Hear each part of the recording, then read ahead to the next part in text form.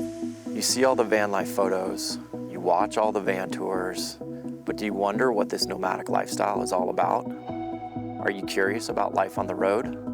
Social media calls it #vanlife. We call it home.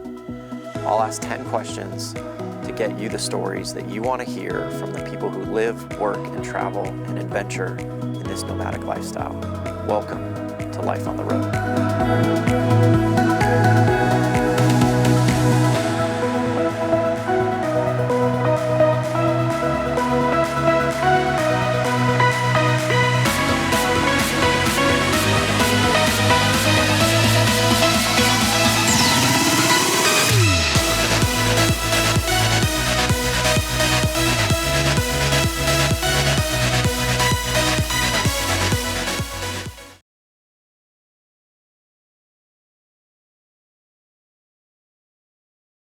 Let's do it. Should we start? Let's start. Okay.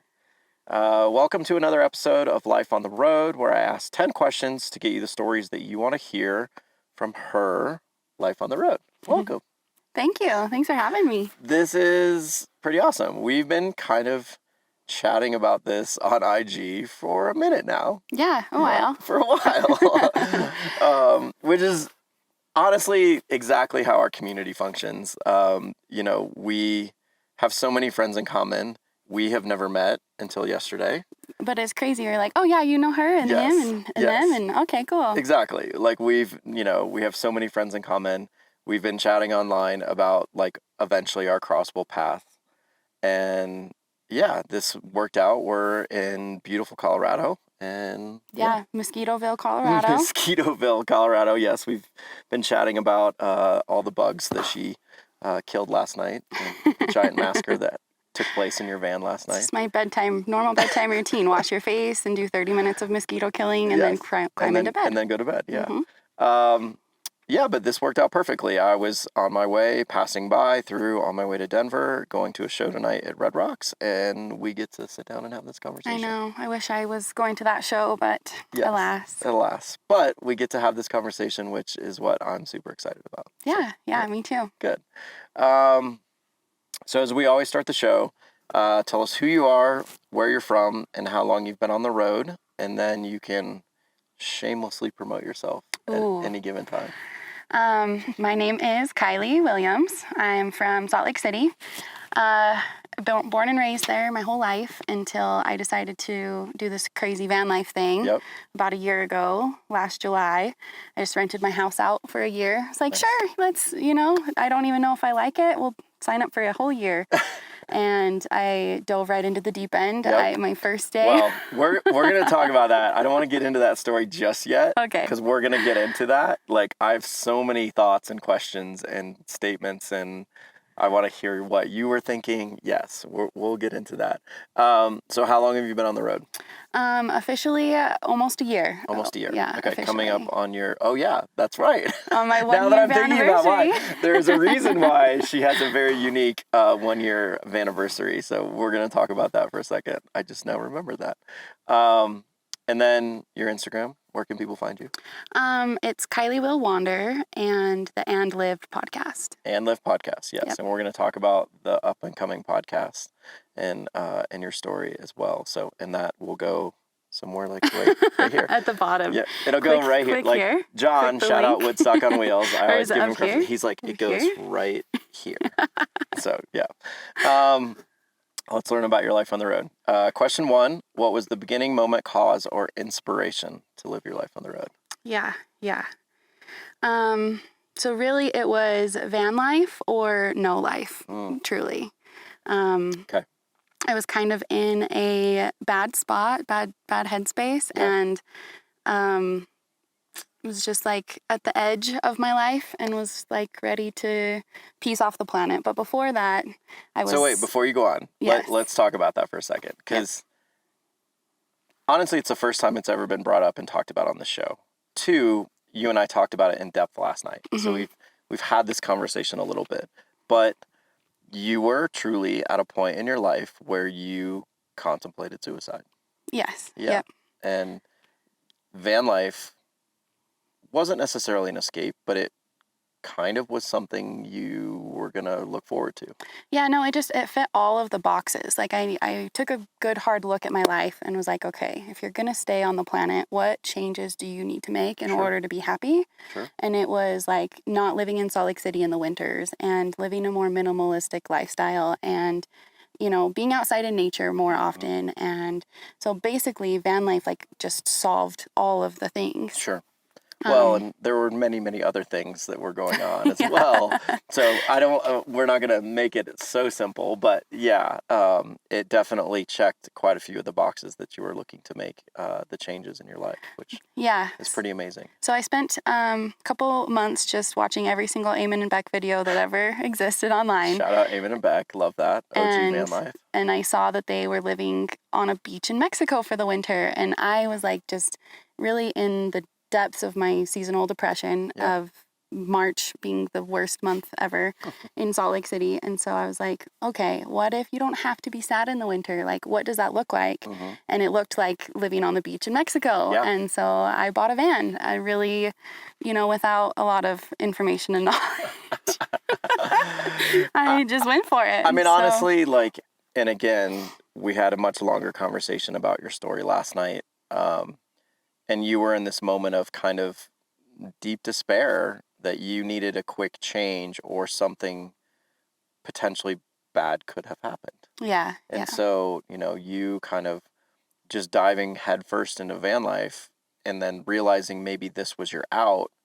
You know, I love the fact that you just went for it, you know, and that kind of leads into what we were joking about before with her Vaniversary. You know, you bought your rig. You legitimately drove it out of your driveway and went straight to Descend on Bend. Yep, first day of van life.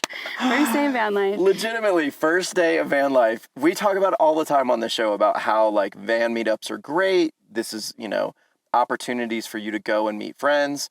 But big, large van meetups can be super intimidating. Oh, and it was. And can be like, you know, a challenge for somebody. And I've even referenced probably on other shows and episodes of like how scary it would be to go to Descend on Bend like your first like week in van life. And you told me last night you went your first day of van life to Descend on Bend.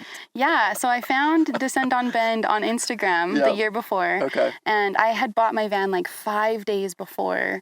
Okay. And I was like, oh, what the heck? Like, I missed it, you know? And then I was like, okay, I'm going to Descend on Bend. That Holy is like cow. Next year, no ifs, ands, or buts, I'm going to do that. Yeah. But my van, you know, even though I bought it 5 days ago and it was brand new, drive it off the lot with 0 miles, needed to go into the shop for 9 months or so. So yeah, you had some rig troubles right away, day one. Yes. And so I saw it on Instagram and that was like the driving force. And so I really wasn't able to move into the van for about a year after owning it. Okay. But when I moved in, I was like, okay, gas pedal straight to Descend on Bend. Walk in, I'm like, hi, I'm Kylie. I've never even dumped my gray water before. How are you? Oh my God. Let's be friends. So we're going to roll right into question 2 because it's the perfect lead in. What has been your experience with other nomadic travelers while living your life on the road? Let's start with day 1, rolling into Descend on Bend. Oh my gosh, it was the craziest thing that's ever happened to me. I felt like transplanted into like another world. I was like, what is going on here? Yes. People are just dancing till all hours of the night and making things and selling them out of their van, and everyone's offering me like hot food from their van. I'm like, I don't really know you. I don't know if I should be accepting food and drugs from strangers, but thank you for the offer. So amazing. I mean, again, kudos to you, one, for just like sending it and just going, because, you know, there's no other way to like, I mean, good God, talk about the deep end and, and diving into the deep end. That's something I do in my life is just like, do I know how to swim? I don't know. Let's jump and then we'll figure it out. Yeah, well, you definitely did that. I mean, Descend on Bend for your first day, quote unquote, of van life. Good God. I mean, just unbelievable. Yeah, but it was awesome. The community really embraced me and welcomed me, and I made some really good friends there. And from there, they just like pointed me to, oh, you need to come to this festival and you need to come here and let's do Thanksgiving together. And so like, it's been almost 100% positive. Yeah. The community's awesome. A friend is never far. Help is always around the corner. Like, the only negative thing I have to say about it is, like, you become so close so quickly. Yeah. Within 2 days, Yes. 4-day festival, then the weekend's over, and it's time to drive away, and you may never see that person again, and you just became, like, so close. Best friends with. Yeah. So that is one of the more difficult things in nomadic travel is, that time when you have to go away, or you have to leave each other for some reason, and separating and driving away after you've gotten so close and you've become such a good friend to anybody. That can be a challenge. Yes. So if I, like, something I wish I would have known before moving on to the road is, like, once you have friends, they will drive away from you. That's still okay. You're still friends. You're still friends. You're not going to see them for a minute. You just might not see them again for another year. Correct. And so it's been like a lesson for my heart to, like, expand and, like, let all these people in, and then also be like, okay, and I might never see you again, but still my love is there. Yeah. So. No. I think it's actually a really, well said statement, in a sense that, like, you do have to, and often, make these incredibly fast, quick, deep friendships. Oh, yeah. And then, could be within days, could be within weeks that person then is gone and not in your life for quite a while. So, yeah, it's definitely And a I feel like challenge. the people, only van lifers really understand the bonds that get made, because people, I'll be talking to them and they're like, girl, you dated him for 4 seconds. Like, you're fine. I'm like, it was 4 days in the forest. It was amazing. What are you talking about?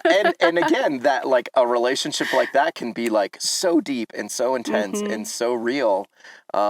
People have a hard time understanding that is a legit thing. Like, you fall, or even just, like, on a friendship level, like, you just make these incredible bonds so fast. And but then, yes, you may not see that person for months, potentially even a year or two after. And or never. Or never, you're right. Depending on, your level of desire to see that person again. Well, I mean, let's say they move off the road or whatever. That's true. And then they're no longer nomadic. Yeah, you just choose different lifestyles. And so it's really just taught me to, like, really enjoy the moment for what it is, because everything's temporary, which is true, even in not van life. But I feel like it's just really, really true in van life. Yes. Everything's temporary, whether the rain's coming or it's sunny or you're with your friend or you're alone. It will change in 30 seconds. Yeah. And having the ability to accept and, appreciate that change is something that you will learn in van life. Yeah. And need to learn in van life. Yeah. Or you won't last, like, at the end of the day. Like, if that bothers you, or if that's something you can't handle mentally or physically, you'll never make it in van life. Yeah. Just because it's so present. Like, it happens so often. Like today, I'm going to leave this afternoon. I literally drove in yesterday. We met for the first time, and I'm driving away in about 2 hours. Yeah, it's, And my heart will just have to figure out how to be okay with it sometimes. That's totally fair. I get it completely. Well, another good, perfect lead-in. Question 3 is, what has been your biggest failure, and what has been your biggest triumph while living your life on the road? I would say my biggest failure is just buying the van itself. Wow. Wow. That's so funny. I mean, I wouldn't take it back by any means, but, like, I, wasted $100,000, so you don't have to. No one should buy a Promaster. That should be PSA. Please put that right here on the screen. Do not buy a Promaster. Oh, this is so funny.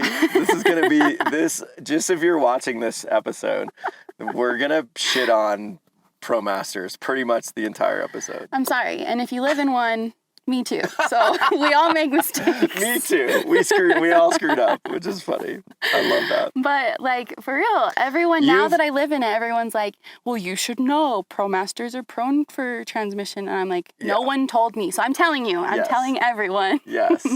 That of the 3 big rigs, quote unquote, the Mercedes, the Ford Transit, the Promaster, the Promaster is notoriously bad with transmissions. Like, and it will get stuck. and it will get stuck in sand and snow and any other mud and any other situation. Yes. And if you live the van life, you're like, yeah, of course I know all of this. But if you're not living van life, let me be the first to tell you, do not get a Promaster. That's the worst decision you can make. I mean, I get it. Like, I have had friends that are comfortably, happily living in Promasters. But yes, you, after having a conversation with you last night, have had a lot of troubles with your van. Like, Yeah. it's pretty bad. It's less that it's just a ProMaster. It's more the fact that I feel like I was bamboozled because I bought a brand new, never been lived in, 0 miles, 3-year warranty. Well, and from a dealership van. This is a great kind of conversation and piece of advice. So hopefully, like, if you're thinking about van life, heed this advice, because and you mentioned it earlier, you bought what we call an Instagram van. Oh yeah, it's very pretty on Instagram. It's a very cute, shiny, pretty object that somebody, built and made to look shiny and pretty and very attractive in photographs and very Instagram worthy. But some of the mechanics and some of the, electrical and some of the other systems in the van are not quite, up to par. Yeah. And so I'd say my biggest failure was just like trusting that it was being sold to me and like as everything. It was. Yeah. Yeah. Like, and, again, shout out to Jared Tausche. Like, he's, very well known for, looking at these vans that are drastically overpriced, because they are the shiny object. They built a pretty van. Yeah. They took beautiful photographs, and take it from a professional photographer. I can make anything look pretty, but until you actually look at the systems, and you look at the electrical system, and you look at the plumbing, and you look at the heater, you look at all the things that are not the shiny object. What are the bones of the van? Yeah. Like, what is the van made up of? And that's where you determine whether it's worth, X, Y, Z. And there's been so many rigs that have been put on the market recently in the last 2 years that are just drastically overpriced. And and I was sold from a used car salesman, you know what I mean? So he was like, talked a lot and so pretty, look at the drawers and the, all the pretty things. Yeah. The cabinets and the backsplash and the, Yeah. Yes. And your van is very pretty. Like, I actually made that comment today. Thank you. But yes, the electrical and if it's what the outside is what mattered, then it'd be a great van. Yeah, it's a great van. But yes, heed our advice in the sense that if you're looking to buy a van, do your research on what the van is made of. Yeah, actually, my biggest piece of advice on that would be buy the van from someone who's living in the van, like not from a builder who's never lived in a van or a dealership who's just, it's really pretty and shiny. Yeah. I had the choice to go with someone who was like Joe Blow down the road living in his van, and I was like, no, I cannot trust that person. I will definitely trust this dealership. Yeah. And that is the biggest mistake I have made in van life. No, I think it's very fitting, and I think it's good advice. What has been your biggest triumph while living on the road? Kind of tying into the same thing. It's this, that I've been able to make it work, even though like I bought it and it was supposed to have a shower and a water heater and a water filter, and like it doesn't have any of those things. And so I'm just washing my dishes and face in cold water and just showering in my tiniest sink ever and just making it work, even though like it's not how it was supposed to be. And I really could have like given up or thrown a fit or whatever. And I needed to figure out if it was worth living on the road. You know what I mean? Because again, I was like trying to find a life worth living. Yeah. And I found it. Yeah. And I'm proud of myself, even though the van's not in the condition it should be. Yeah. And your statement is, your triumph, and you spoke about it, very well. But your triumph is, rediscovering yourself and becoming, kind of who you are again. And, this van, though very mechanically challenged, you stayed with it.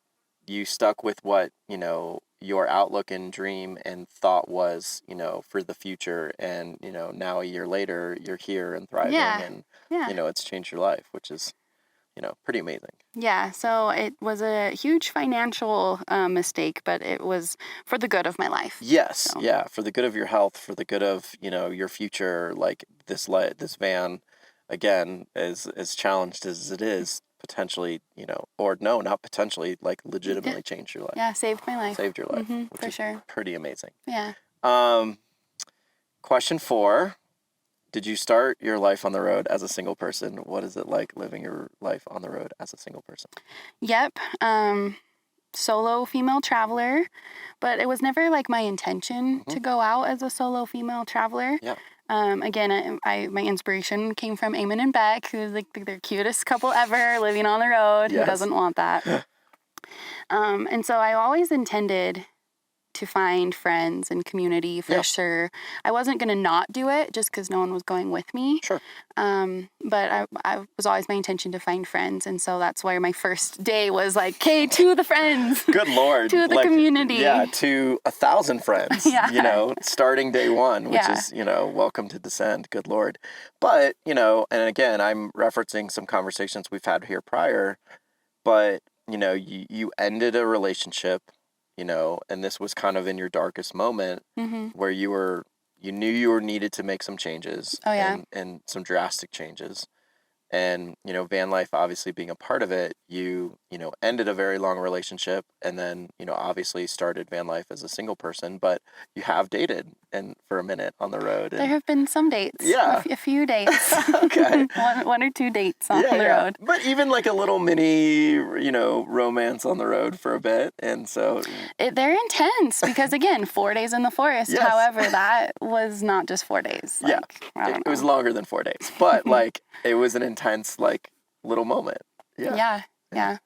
And that's honestly, again, whether it's friendships or relationships, really how this community functions.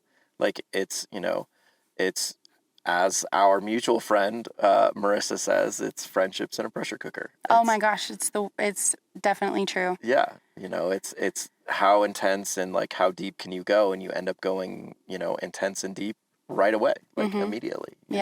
You learn all the ins and outs of somebody, and you kind of skip all the superlative bullshit, and Yeah, so the lessons I learned in 8 years of my past relationship, I got to learn them in 4 days. I'm learning much faster on the road. Obviously, that relationship did not last. Was there it was just 4 days, and you're like, no, this doesn't, or okay, we keep saying 4 days. It was longer than 4 days. It was longer than 4 days. But it just wasn't the thing. It wasn't the right fit, and you just kind of just said, okay, I'm moving on. Yeah. Just gonna call out half the community here. We're pretty much sorry, outing guys. somebody. It's okay. Guys on the road have commitment issues. They like to just drive away, and so. You referenced that last night, which made me laugh. You're like, what was your statement? You were talking about if somebody leaves you or something, they care about you or love you or something like that. And you're like, oh yeah, he's leaving me. He really loves me. Yeah, he loves me a lot. It's my past poor pattern programming from my dad being like, oh, I love you so much, which is why I have to leave. And then so all these guys are like, okay, bye. It was a great time. And I'm like, oh, he's in love with me. He's so enamored, infatuated. We're going to get married. And that's wrong. That's not the statement. It's wrong. That's not the way. And honestly, first of all, I'm going to preface this a little bit because, we touched on a fairly dark subject, in your life early on in this episode in suicide. Yeah, let's lighten it up. Yeah, well, and you are. That's what I've now really appreciated about you and having this conversation with you. And last night, your story is so intense, and the moments and the things that you've gone through are so deep and are so intense. But yet you carry this levity with you through this story that you have that's amazing. Oh, and I think it's, obviously shout out this community and shout out van life and nomadic travel because it's really opened you to knowing who you are. Definitely. And the change within and all of the above. And, I can't imagine what you went through. But now sitting here talking to you a year later and then hearing you tell these stories and you tell them with such a smile on your face, which is amazing to me, Yeah. And so I think it's really a testament to where you have come and genuinely just who you are as a person. So. Oh, well, thank you so much. Yeah. That means a lot. Yeah. One of my just biggest things is to find joy in the situation, even if it's downpour raining, you know what I mean? Yeah. Dance if you need to, so you can find joy. Find the best of every moment. Yeah. Yeah. Which is pretty amazing. So yeah, all those guys that are piecing out. She's good. Don't stress. It's all good. Question number 5. Best place, craziest place you've had sex during your life on the road? Couple times come to me. Okay. I mean, it's slightly crazy to have sex in a circle van festival. Everyone's around, and you just see the van rocking, and all your friends are like, "Okay, we know what's happening." I mean, it's a common statement. I mean, that does, but I think like the most memorable, the funnest time is the guy I was seeing.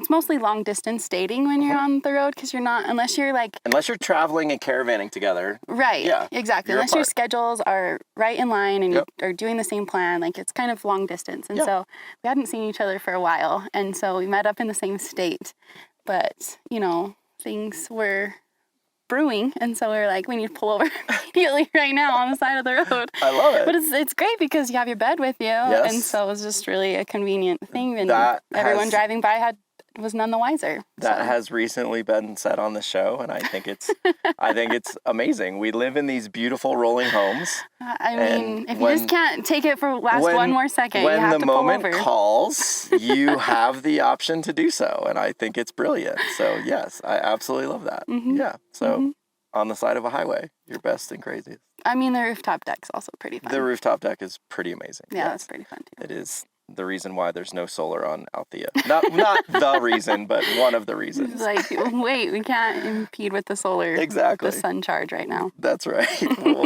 Solar panels get in the way.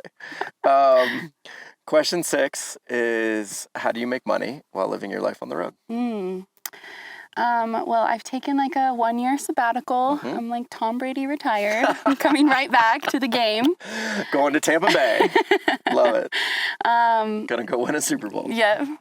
No, back in 2020, I sold a company in real estate, a real estate company, and I work very part-time hours for her. And I'm working on launching a couple projects going on. Yeah. So, well, while you segue into that, let's kind of talk about these projects a little bit. So what's starting up and coming for you? It's called the And.Lived.Podcast, or the longer title is I Killed Myself and Lived to Tell the Tale. I think it's amazing. I can't wait to this. Let's go into more detail about what this is. Yeah, so it's basically the story of how I ended one life and started a new one, and just really like being at the bottom of the scale of like really wanting a way out, and instead of like exiting the game early, I found a different way out through joy, really. Yeah. Truly looking for joy. And so it's a story of that, and just hoping to help encourage anyone else who's in the same headspace, mindset, that they don't have to take that option, you know? There's other options. Yeah. Yeah. And the path may not necessarily be right in front of them, but there are ways to find that path. Mm-hmm.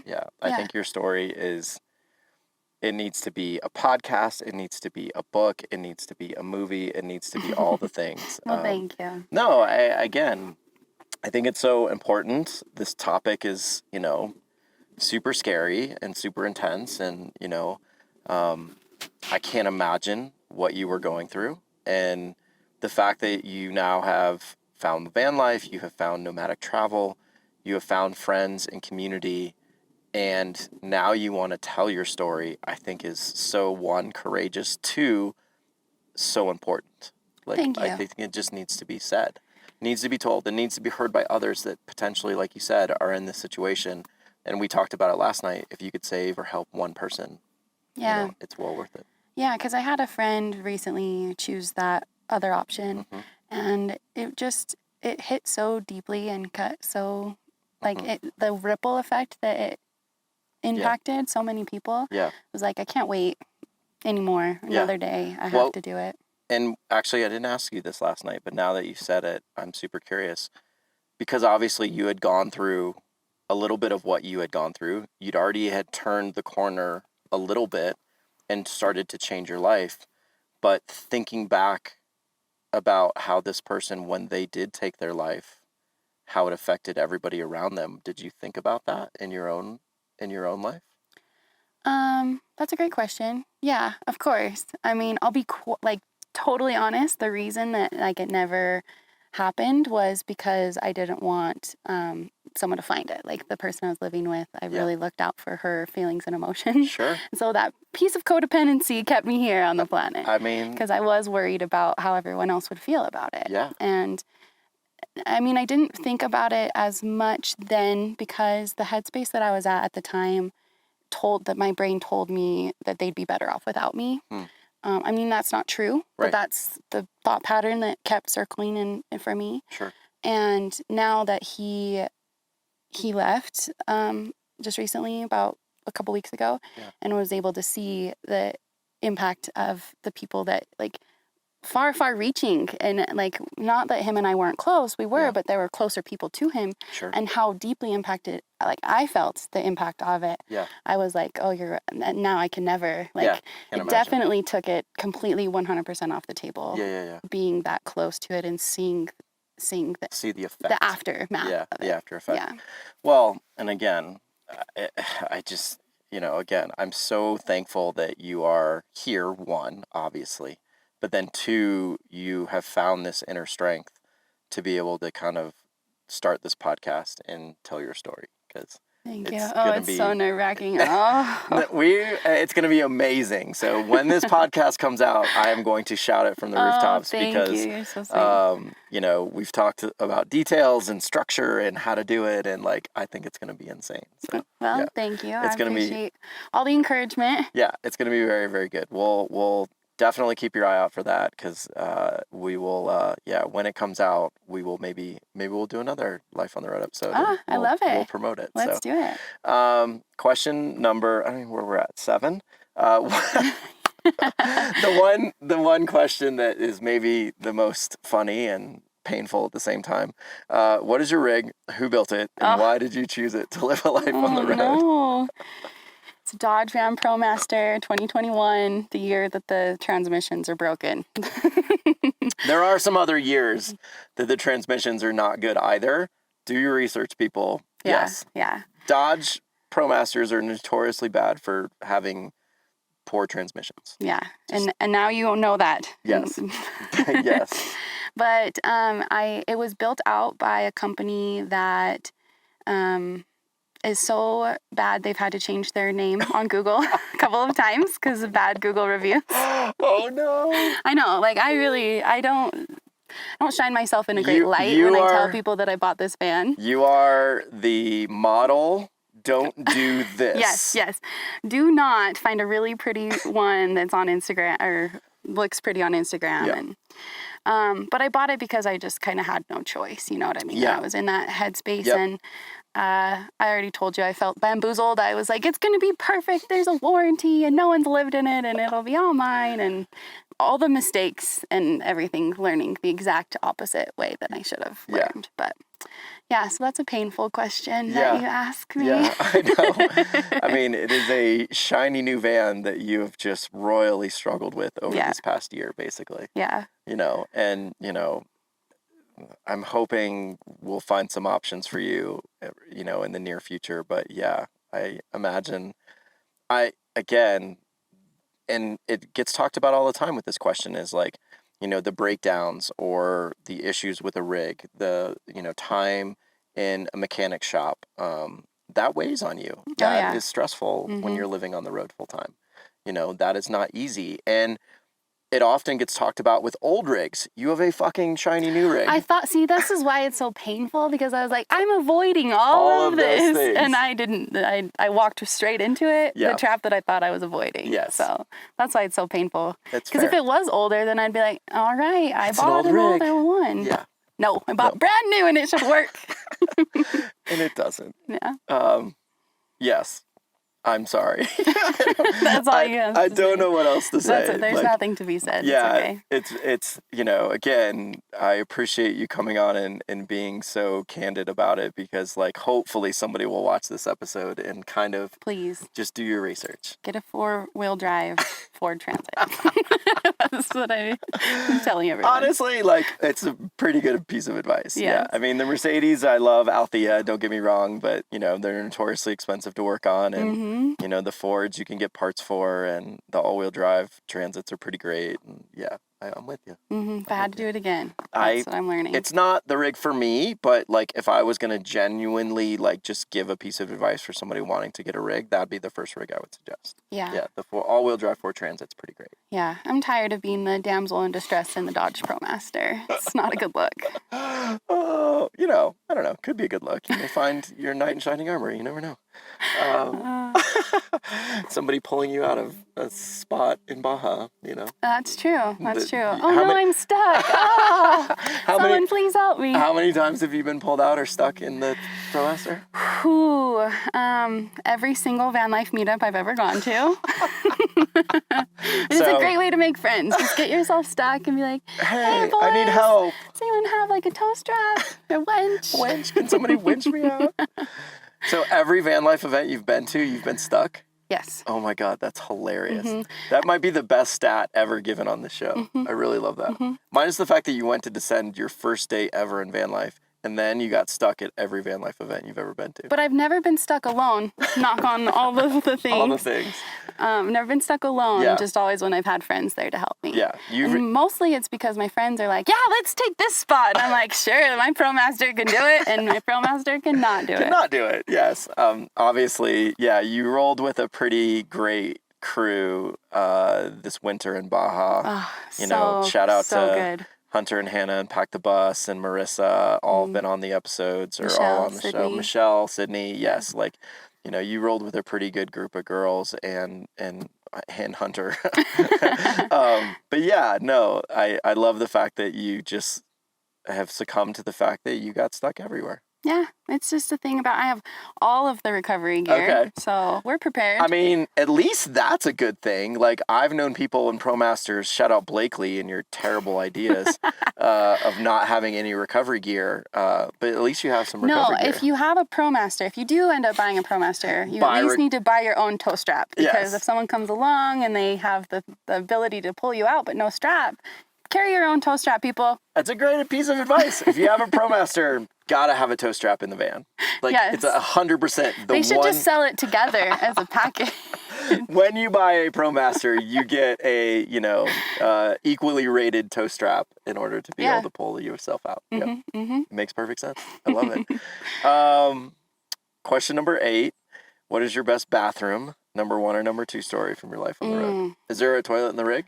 There is a toilet in the rig. Okay. I've upgraded the toilet. Okay. It came with a little cassette.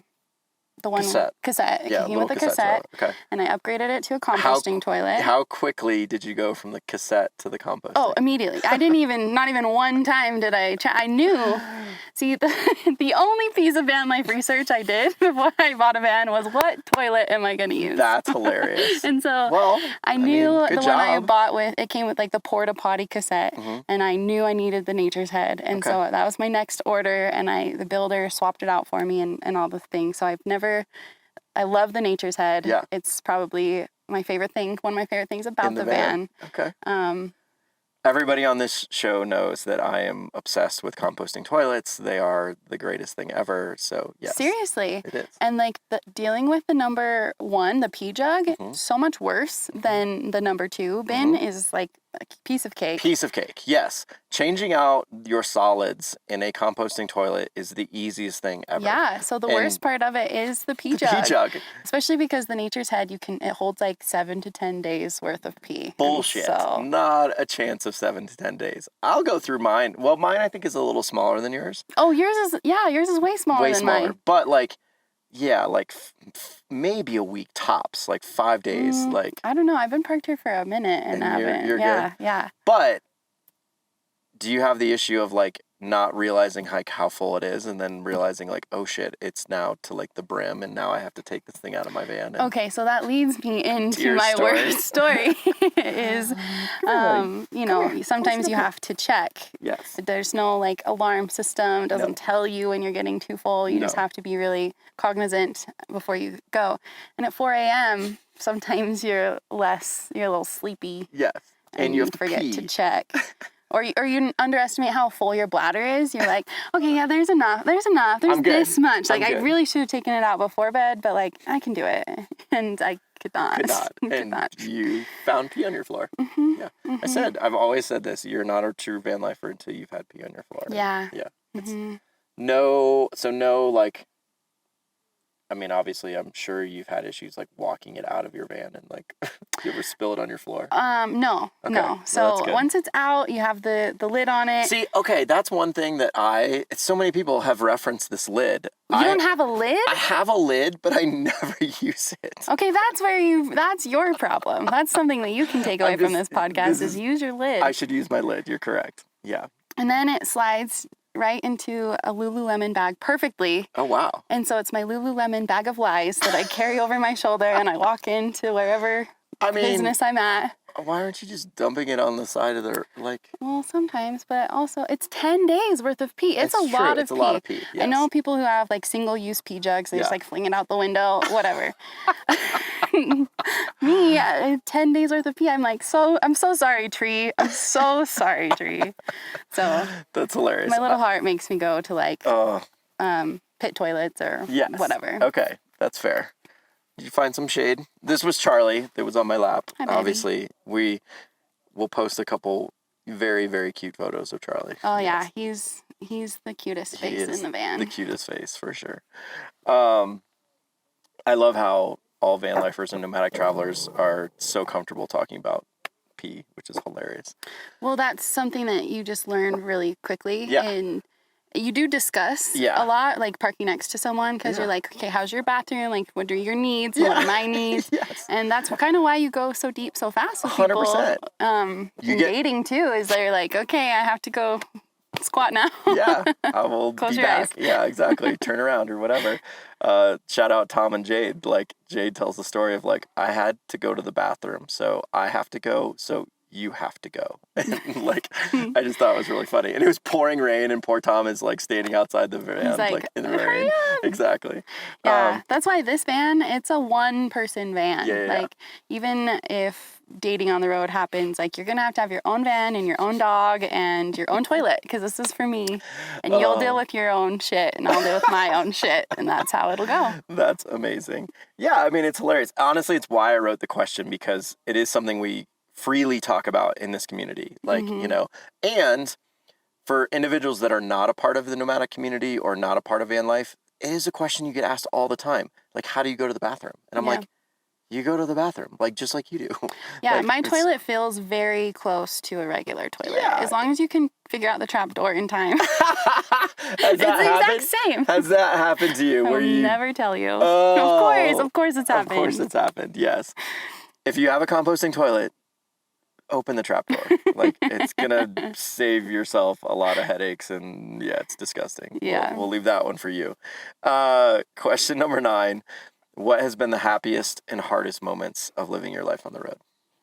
The happiest moments, like, there's so many that there's like so many to name. I feel like van life is like the highest of highs and the lowest of lows that you've ever experienced. It's just like really expanding you so fully. Yeah. So, like, all of my happy moments really include someone else from the community, another van lifer. Maybe we're, like, parked up somewhere and doing something that makes you say, like, guys, it's freaking 2 p.m. on a Wednesday, and we're doing it, and it's our real, actual life, and it's Wednesday at 2, and we're doing whatever. Exactly. Yeah. And I think it's very well said. I think it's something that people don't realize until they actually get out here, you know, and they start to experience it with others, how those highs are so incredible, you know, and to your point, can be truly life-changing. And, you know, it's one of those things where, and the other thing that you mentioned, which I want you to expand on a little bit, is there's so many, you know, like, it's hard to, like, narrow it down to, like, the greatest moment ever. I know. It's like, Baja's easy just because it was 3 months of just, like, magic moments. Yeah. But, like, there's so many of just, like, little pockets of time. And it will truly only be for, like, the weekend in Palm Springs that we got together. Yeah. Because then, like, the 5 girls that we hung out with, we all went our separate ways, you know? But, like, just that one moment that we were together was so perfect. And I loved Thanksgiving because we all went into our vans and made like one dish and then came out and we had like the biggest feast. Most of you made a dish. Shout out Marissa. Go watch her episode where she admits she did not make her Thanksgiving dish. She did provide a dish. She provided a dish. Fair. Everybody was supposed to make a dish. She selfishly or hilariously didn't make a dish. Reheated a dish. But, something came out of her van that was contributed to the spread. I'm just giving her a hard time. Karen had to make the entire turkey, and she was able to just do her dish. Buddy, what's going on here? Oh, sorry about that. Oh, no, it's okay. I just want him so that he can get under the shade. Or get under the van. Do you want to unclip him? Now we're creating a mess. Now we're just creating a disaster. There you go, buddy. I'm just giving you a hard time, Marissa. I think it's funny. But yeah, that time that you guys spent over Thanksgiving looked like, a very memorable moment. Yeah, it was super cool. And there's been several times like that where, like, just at, I think it was Chasm, we didn't, like, decide to do, like, community breakfast or anything, but someone was like, well, I have bagels and I have cream cheese, and someone else had, like, salmon, and then, like, we created the best breakfast spread just from things we had in our van. Yeah. And just that happens, genuinely sharing with each other. Yeah, it happens all the time, like, at festivals when you're setting up community camp and someone's like, I have lights, but I don't have any batteries, and someone else like, I have batteries and I have this, or who needs more leveling blocks. Like, I love the community so much. It's amazing. Now, flip side, talk about the hardest moments living your life on the road. Hardest moments have been all of the times I've had to drop my van off at the shop. Like 8 times since January have I been in and out of the rig, and it's emotionally exhausting because you don't know how long it's going to be. Yep. And this is your home. This is and the car. Yeah. So it's everything. Yeah. It's the way that I travel. It's the way I see my friends. So, like, if you take that away, it's like, what do I even have left? How do I even exist now? It's a challenge, to say the least. Yeah. And it's hard. Yeah. And I am so grateful that every single time that I've broken down and had to take it into the shop, I've had the greatest of friends that have helped me or given me their cars or their houses, or someone had an extra van that they let me move into. So, amazing. Like, it's been so great. But as someone who, like, has a hard time asking for help, the universe is like, we're going to fix that for you. You're going to have to get real comfortable asking for help. We're going to make receiving you help. Ask for help. Yeah, from friends and from strangers alike. And just, like, it really has expanded my comfort zone. His comfort zone, Charlie, too, just getting to know people. Yeah. And now he's best friends. He's hopped into your van immediately. It's like, okay, we live here now. I'm like, that's actually not how it goes. I joke all the time and say I'm a dog whisperer. But yes, Charlie was like, I like Althea. I'm gonna hang out in your van all night. This is normal. We just met you 5 seconds ago. Yeah, this is now my home. This is now my second home, which was hilarious. Thanks for bringing my vacation home to me. That's very nice of you. Exactly. The little rug has turned into Charlie's, like, little hangout spot. Yeah. So I love it. No, it makes perfect sense. Like, and more often than not on this show, people do talk about the hardest moments are when, your rig breaks down. And, again, it is your home, it's your car, it's got everything you own in it. It has, your whole life associated with. And so when you have to pause and fix something, it can become very hard. Yeah. And definitely a challenge. So yeah. I think I lived at the casino in Vegas for a month, and then I was out for another month in July and another month in May.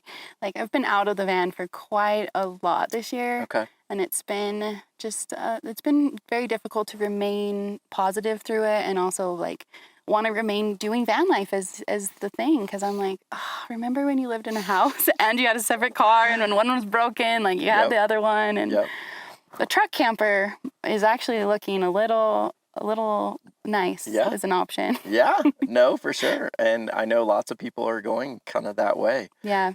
So yeah, it's, but again, I love the fact that you're persevering. Mm-hmm. You have truly found community. You've truly found something that you love to do. And this is only going to get better for you. You've learned all these lessons, and now you're going to adjust. You're going to figure out a way to find the perfect balance for you, and it's only going to get better. So. Well, thank you. Yeah, I feel like van life year 1 was like jump in the deep end, see if you can swim. Good Lord. Now I'm like, okay, I have a couple strokes I figured out, and now I feel like van life year 2. I'm like, all right, let's do this. Yeah, I mean, the deep end that you dove into doesn't even describe. Like, you dove into, like, the ocean. You jumped off a cliff into the deepest part of the ocean. It wasn't even like a 6-foot deep end. Like, you... That's the only way, I think. The only way is just, like, start doing it. And again, we'll roll that into the last question is, define a hashtag van life in your own words and provide a piece of advice for somebody wanting to live a life on the road. I think like hashtag van life, to me, when I think about it, it feels like 50 years ago when Woodstock was a thing and everyone was like, we got to go to Woodstock and be those dirty hippies. And dirty hippies is a very endearing term. Okay, well, I want to be a dirty hippie. I am a dirty hippie. Exactly. Yeah, so I'm actually a bougie hippie. Like, people won't say that I'm true. a dirty hippie. This is not camping. This is not roughing it. Yeah. This is very for sure much a luxury life. But it is. This couldn't have happened 40 years ago. My grandma couldn't do this. Yeah. And like, we're living in such the gray area of society that like, who knows if 40 years from now we'll be able to continue doing it. Like, hopefully, yes. But, Let's take care of the lands that we all use. Yeah. I feel like it's like a really unique piece, part of time, part of history to tell people that like one day my grandkids are going to be like, yeah, my grandma, she lived in a van. And that's going to be super cool. Yeah, 100%. It's so interesting. I've actually never... Nor has it ever been said on the show, but I haven't really given it much thought in terms of like this moment in time in nomadic travel, like what it looks like, pre-van or pre-COVID, post-COVID, obviously van life was a thing in the 60s. I'm the biggest Grateful Dead fan on the planet. Like, Traveling with the Dead has been around since the 60s, in a VW bus or, many vehicles. And you're doing it, but you're doing modern day it. I did a modern day version of it, yes, this summer. But, it's been around a minute. But, like, coming into, let's call it the 21st century, and vans are getting, the way that they are, true homes. It will be interesting to kind of look back in this moment of time and think about what nomadic travel was like and how it changed people and how it affected community, how it affected, towns and locations. And I think that's a very interesting thought. Yeah. Well, I think about Baja. I thought about it a lot when I was down in Baja because the road all the way down to Cabo hadn't even been paved for the last 40 years. Like, my grandma literally could not have done the trip that I did just because the road didn't even exist. Yeah. So, and then now that you can go down there, the beaches are free and stuff, and I'm like, this seems too good to be true. Like, this can't exist for the next 40 years. I feel like I'm existing in this like prime perfect moment piece. And so I really want to take advantage of it, especially while I'm single and I don't have kids and I don't have a family. Like, this feels like it's the right thing for me to be doing in this time of my life. I love that. A very, very positive outlook on van life, which is wonderful. Yeah. So my biggest advice, if you were looking to do it, I think do it. Like, even if you end up hating it, at least and you'll have the coolest stories to tell. Yes. And I definitely think you should do it. Yeah, I mean, honestly, again, it's funny. Every episode that ticks by, I've done 40 plus odd episodes now. It's the most common piece of advice given is just start, and it's funny. Like, I've done a lot of reflecting recently on my, just over a year plus time in the van and on the road. And it's very difficult to put into words what our lives are like on the road, like how wonderful it really is. It's hard to sit and describe to somebody that hasn't experienced nomadic travel or van life and describe the levels, the highs and lows, the extreme joy that you feel and the extreme sadness and difficult times.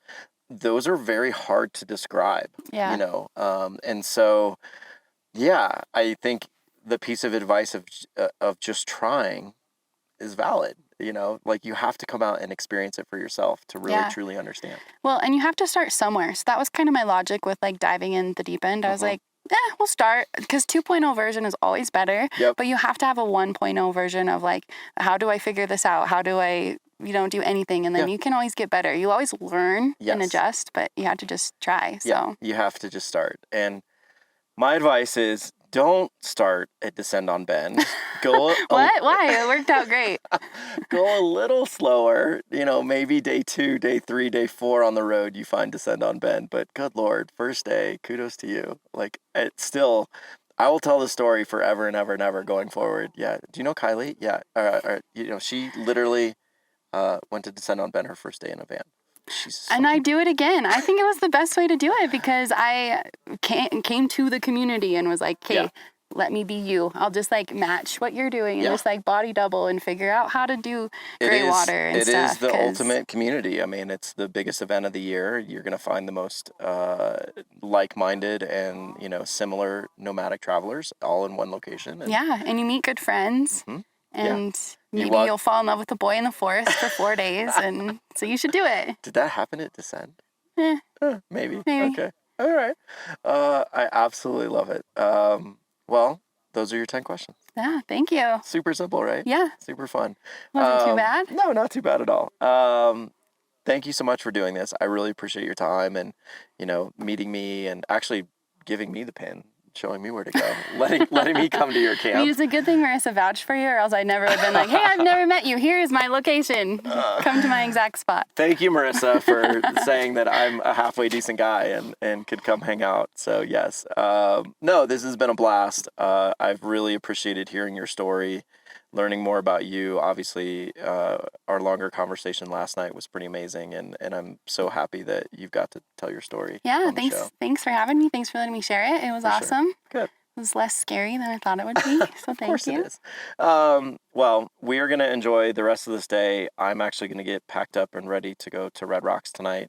And yeah, we will see you guys on the next episode. Please like and subscribe the channel. And yeah, thank you. See you down the road. Like really good. I mean, if you're going to do it in your van, you might get just like a standard mic. Yeah. You know, like almost like a stationary mic. Okay. But these are fantastic for if you're moving or portable or whatever. But this is like a really nice camera setup, this whole deal. I'm like, how do I start a podcast without this jazz? You don't have to. Like, this is 2 hours, yeah, for the most part. So where did my dog go? I don't know. Charlie, you were under the Sounds good. I just wanted to make sure you were in the nearby. Shade. You were in the shade. Here, how about you get clipped in, then I don't have to worry about you. Okay, cool. Now that you just said mosquitoes, like I'm just realizing I have like 7 mosquito bites on me. I'm so sorry. I shouldn't have told you. You threw that out into the world. I shouldn't have made you. Yeah, that was my second massacre I had to battle. It's so funny. I had that at, we were outside Crested Butte. Do you know, in my shower, it's like the aluminum shower, and I was just like batting them down left and right, and there were like blood stains like all over the shower Looked like wall. Someone was And Cody came in and was like, "Oh my God!" He was like, "This is like a massacre." Well, I'm wearing my Dead Rocks shirt on the Red Rocks day.